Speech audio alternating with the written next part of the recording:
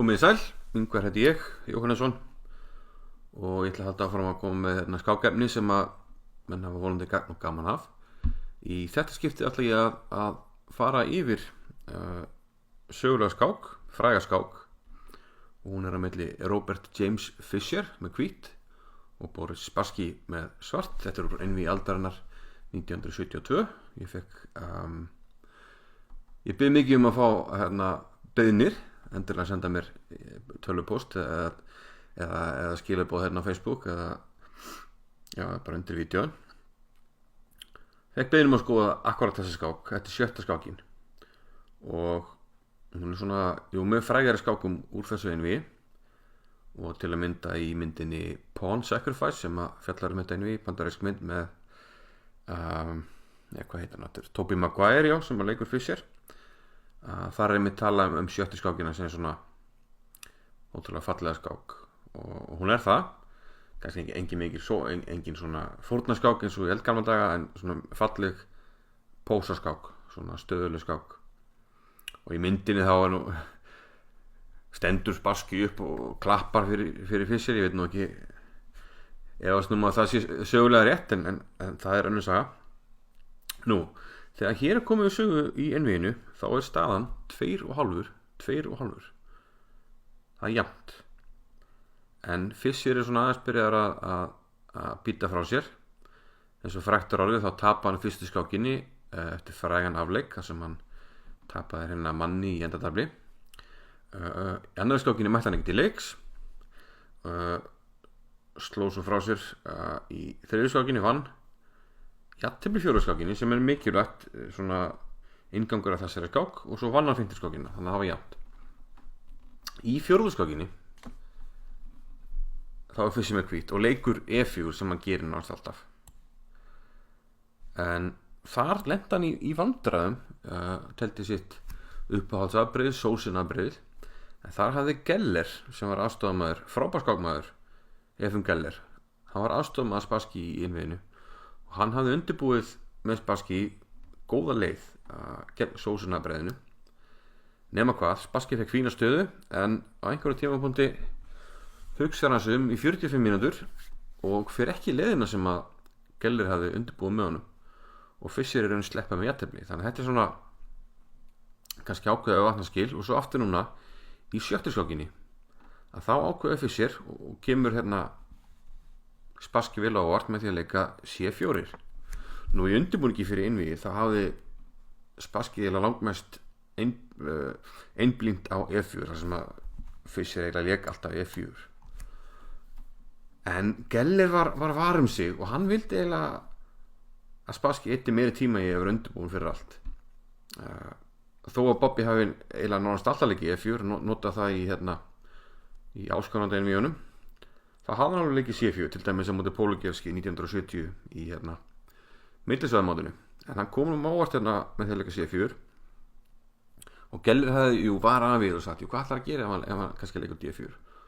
Og þá sagði hann, já, tefli ég bara Tartaku Makagonov, Bondareski og ekkert mál. En Fischer var svolítið manniskur, og hann hafði undirbúið afbrigðið og hann var búin að skoða náttúrulega alla skákir Spassky, og taldi að hann geti komið honum óvart í þessu afbrigði. Við fáum drottningabrað, riddari C3. Algengast er reyndar að leika riddari C3 og 3 leik og drepa svo, en með því að drepa ekki þá fáum við þetta afbrigði sem að Spassky eftir H6, biskup H4 og B6. Spassky var taplaus í þessu afbrigði, þannig að hann hafði ekki miklar áhyggjur af þessu. Ég fann þetta eina skák þar sem hann tapaði, það var 1967 á móti Lajos Portis, en ég hugsa að það hafi verið eitthvað skonar svona sýningarmats, svona sýningareinvígi. Þannig að það er skýringar sem ég segja að Spassky hafi verið taplaus í þessu afbrigði fyrir þessa skák. Drepa á D5, riddari drepa D5, það kemur líka til greina að drepa á D5, en það skorar betur á hvítt heldur en riddari drepur, og líklega er alltaf læg með þetta bara á svart. Ég hef nú ekki alveg lagt í að skoða það, en ok, höldum áfram. Nú drepur Bobby hérna á D5, rittar með D5, Petri með D5, Róku C1. Algengast núna að leika biskup B6 sem að Spassky gerði. Biskup B7 yfirleitt svona eðlilegast að leika þegar búið að leika B6,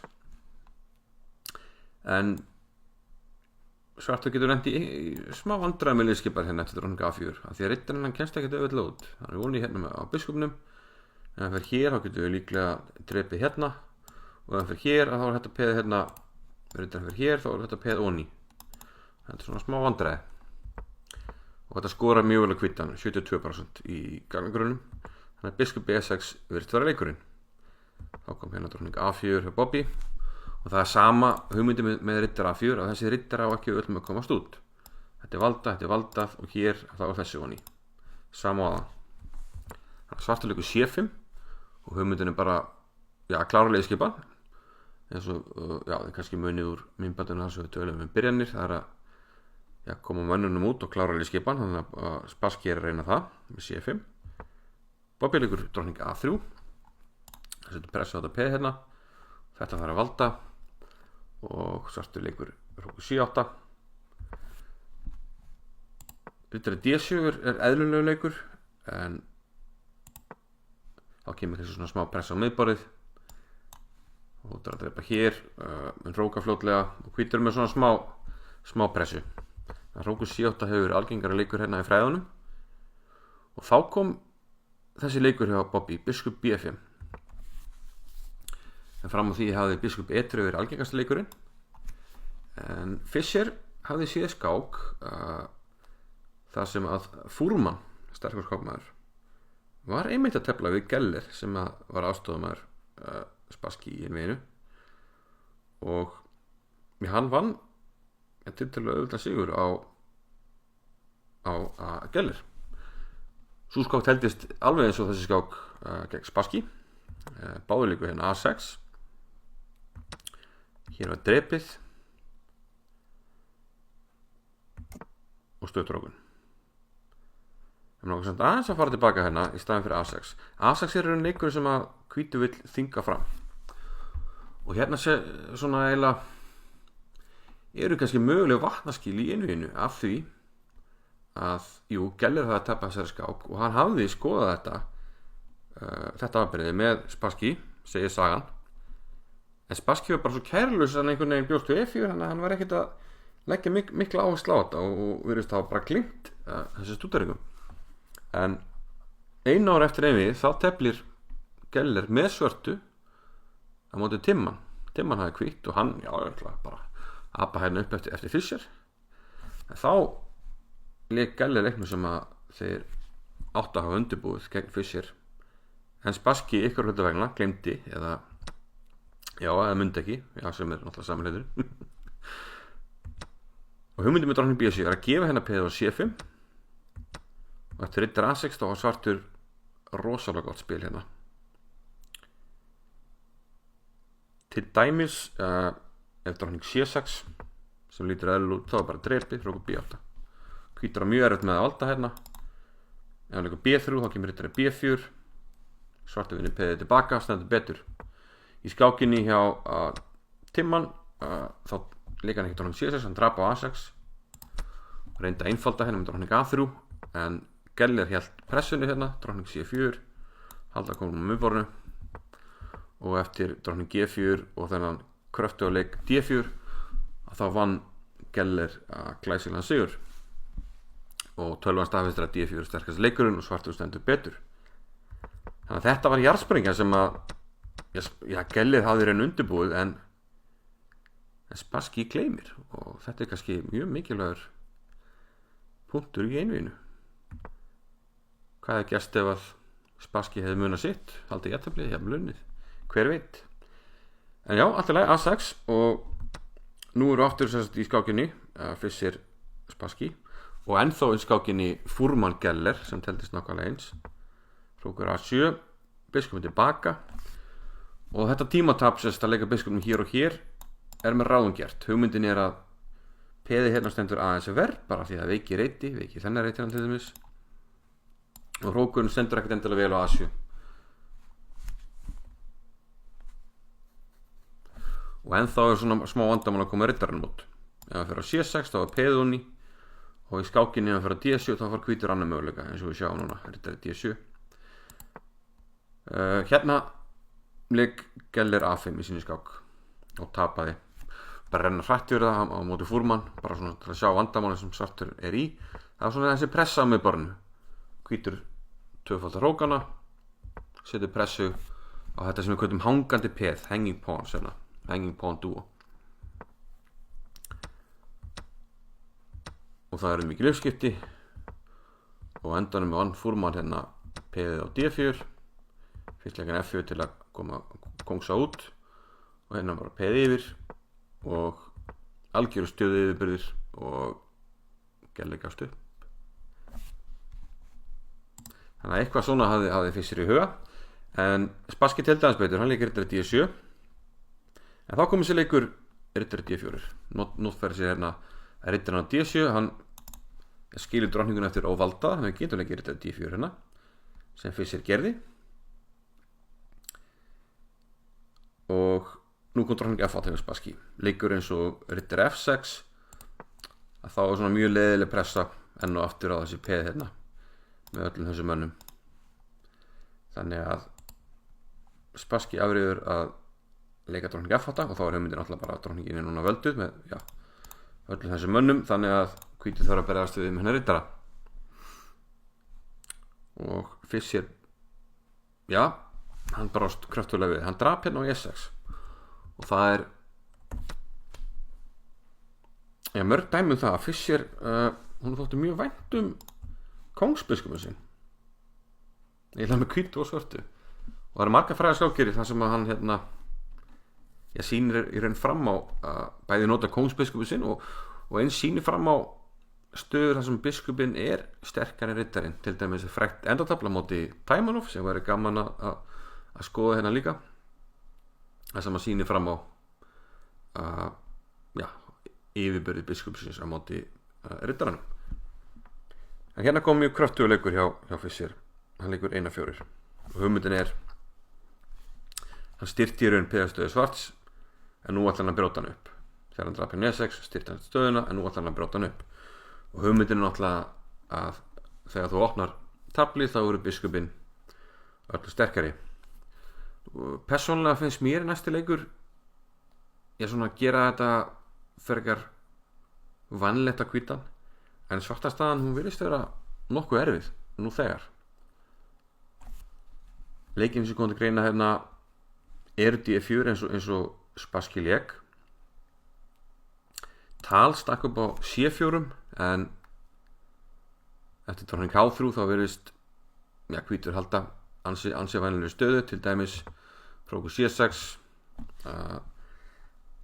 hvítur ýmsa leiki til að leika B3 hrókur FD og svona halda pressu, það er eiginlega pressa á öll penin, þannig að þetta er mjög erfið staða á svartan, og voru menn sammála það. Þetta er bara E4, þá hvítur ýmsa leiki.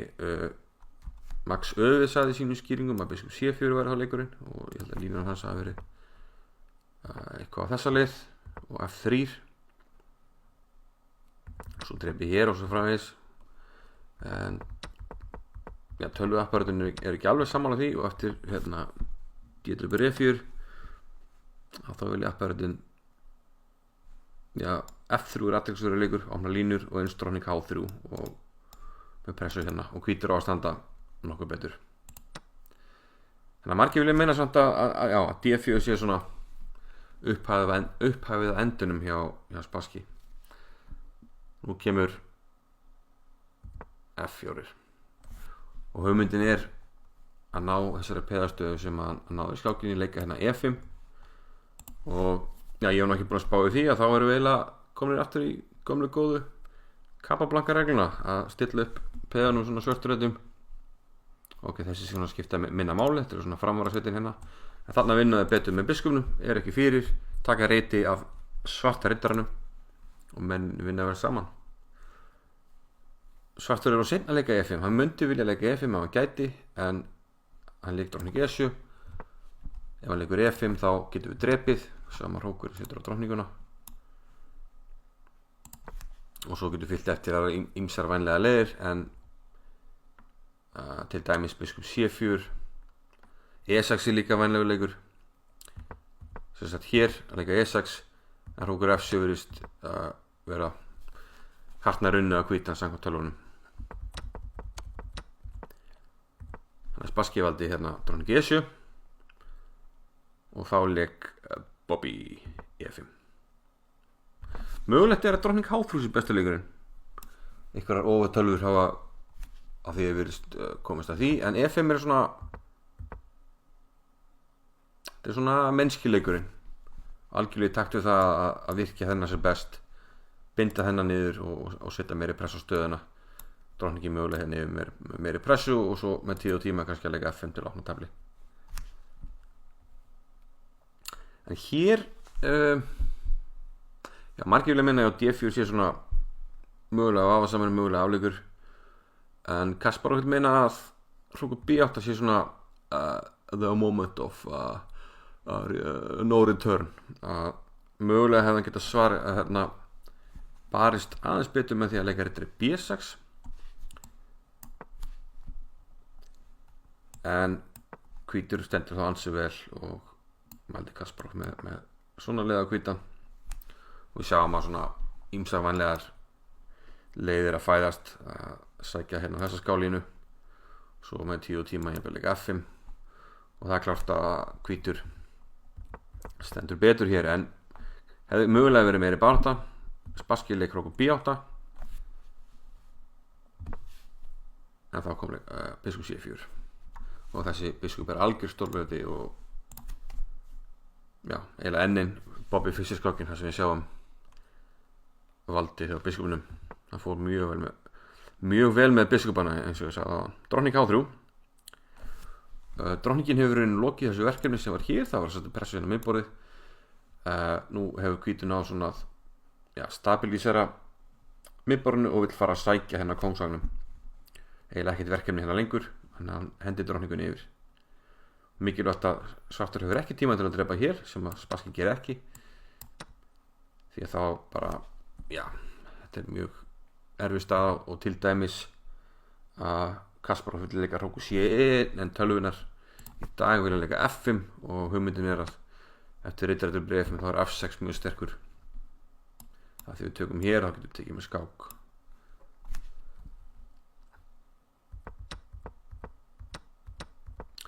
Þannig að Spassky eftir drottning H3 þá líka rittari F8 ákvað að valda þetta peð hérna. Hefur ekki tíma til að drepa B2 en þá getur hvítur bara einfallega stytt stöðuna, leikur B3 og það er hérna svolítið skemmtilegt við þessa skák eftir að Bobby fær þessa yfirbræðstöðu að þá er eins og að njóti þess svona aðeins að jafnvel að pína aðstæðingin, bara leika svona litlum rólega leikjum og sína ég er með valdið og það er fræg lína frá Bobby að hann nýtur þess augnablikki þegar hann veit að hann er búin að brjóta niður aðstæðingin og hann greinilega ætlaði að njóta þess hana. En nú, allt hérna búin að styrkja stöðuna hérna drottningavæng þar sem að eiginlega allir svörtu mönnir standa og gera mjög lítið, það er eiginlega ekkert að gerast á þessu línum. Þannig að nú fer Bobby af stað á kóngsvæng finnu 5. Þetta verður Spassky að drepa, hann skilur bara F6 og hrókur drepur F5. Hinn hrókurinn kemur á F-línuna og allir menn hvít standa mjög vel að vígi á kóngsvægnum. Spassky leikinn að rittari H7 og það er víst einn maður sem skýrði hérna í frægu bandarísku tímariti ég man nú ekki hver það var en hann sagði að Bobby hefði ekki viljað leika hrókur F7, þetta væri of lítið sem að vera að fá tilbaka fyrir yfirböruna þegar svartur eru að drepa hér og hrókur rittari fyrir drottninguna. Þetta er hins vegar ekki rétt hjá mannum af því að eftir hrókur F7 að þá ætlaði Spassky náttúrulega leika rittari G5 þar sem hann tekur hérna með skák og tabli snýst við, þannig að þessi skýrandi féll þarna í gildruna Spassky sem að Spassky ætlaði að leggja fyrir Fischer en Fischer auðvitað sá það og leik hrókur sér til F1 féll ekki gildruna Þannig að nú ákveður Spassky að hörra með drottninguna. Hrókur F7 mögulega orðin hótið núna því að nú getum við eftir þetta G5 leikið drottningunni, tekið svo aftur hérna og þessi onni. Þannig að nú Hrókur F7 hótun, þannig að Spassky fyrir tilbaka. Drottning G3, rittar E7 og H4. Enn og aftur sjáum hvernig Fischer notar peðin til að gera svörtumennina slaka og rittarinn hérna á núna enga góða reiti, tefli gegn rittarinnum og já, viti menn, enn og aftur erum við með peðin hérna í Capablanca reglun okkar. Erfitt að stinga upp á einhverju góðu hérna svartan, hann er í algjöru nauðvörn, reyla bara að vona að staðan haldi en hún gerir það ekki. 1-6 sterkur biskup, Hrókar tvöfaldaðir og núna valdafrí peð. Jújú, hann gefur þennan reitt en nú opnast möguleikin á að fara bara fórna og opna kongstöðuna og halda þessu fáránlega sterka peði hérna. Spassky bara býður, Hrókur býður til C7, drottning E5, drottning E8 og hérna eiginlega má segja að Fischer sér bara að pína aðstæðingin. Hann liggur ekkert á, hann liggur bara A4.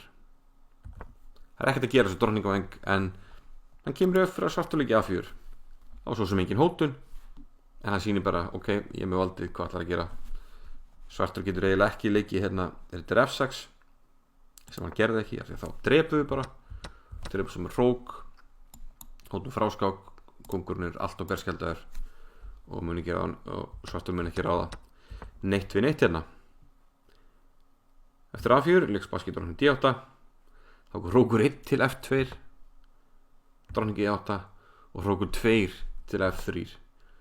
Raun gerum við að lítið, þú veist, ef við alltaf er F3, okkur fórst ekki strax á F3, en hann er bara að sína og segja, ég er með alla stöðuna, kúturinn minn, hvað ætlar að gera? Drottning D8, nú loksins vera svona, já, að láta sverfa til stáls, biskup til Davíð 3. Jú, hann tekur valdið af þessum, en ef að svartur skyldi leika hér, sem hann gerði ekki, þá getum við leikið hér, setjum hrókin, gefum peðið, en við eigum þetta skemmtilega mát hérna, 2 hrókar á F8 og þá tökum við valdið að H7 skemmtilega skákumát. Þetta er hugmyndin með biskup D3, að fara að stilla drottningun upp hérna á E4. Spassky reyndi drottning N8, drottning N4 og nú kemur sama hótun og við sáum áðan að leika Hrókur F8 og taka svo hér, það setjum máta svo hana en þetta er F6 en nú opnast einfallega allar flóðgáttir með einfaldri skiptamönsfórn. Fischer drepur og já, þannig er þetta að stinga upp á einhverjum að viti hérna, við hóttum bara að drepa hér og já, það er allt í hersöndum og skákin var ekki mikið lengri eftir kongur G8, biskup fyrir aftur á C4, kongur H8 og drottning F4 og já, hóttum þessu og þessu. Það er erfitt að finna leik fyrir svartan og Spassky var sammála því og gafst upp. Mörguleiti, já, glæsileg skák hjá Fischer, hann algjörlega teldi svo herforingi, kom vel undirbúið til leiks í byrjuninni og fekk svo uppáhaldið sitt, sterkan biskup móti riddara og eftir hann fekk þessa yfirbera stöðu með biskupin á C4 þá, já, það sýndi bara hver að með valdið og nánast píndi hann staðingin. En eins og við komum inn á þá mögulega er hægt að setja spurningamerki við undirbúning Spassky og hugafar og þarna hefði virkilega verið gaman að vita ef eitthvað annað hefði gerst en eins og heimið þróaðist þá held ég nú að Fischer hefði einfallega haft of mörg vopn á hendi og hefði alltaf unnið en það er alltaf gaman að spá í svona. En já, þetta var sjötta skákin og vonandi höfum við eitthvað gaman að þessu og við sjáum fljótlega aftur. Takk fyrir.